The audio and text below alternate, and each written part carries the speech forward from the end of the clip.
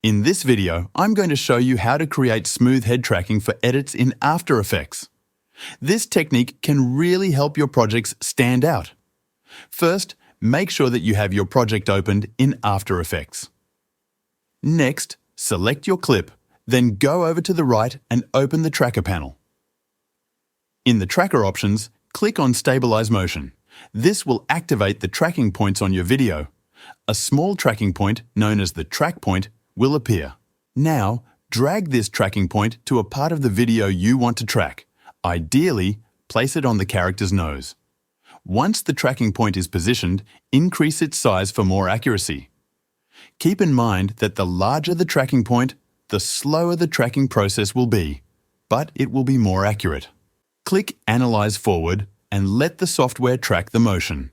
Wait for the tracking to finish. Once it's done, check to see if the tracking point has stayed on the character's nose throughout the entire sequence. If at any point the tracking point drifts away from the nose, manually adjust it and continue the process. This will prevent any weird head movement when you play the video back. When the tracking looks good, click Apply. The motion data is now applied, but it might look a bit rough or jittery at this point. You might also notice some black edges or gaps on the sides of the video due to the stabilization. To smooth out the motion, go to the timeline and double-click your layer to enter the layer panel.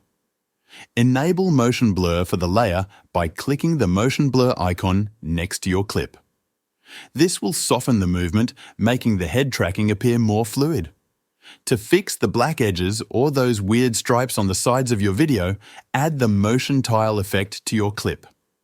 In the effects settings, increase the output width and height, and make sure to enable mirror edges. This will fill in the gaps and remove any unwanted black stripes from your video. That's it.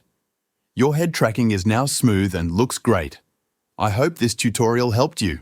Thanks for watching, and be sure to subscribe for more tutorials like this one.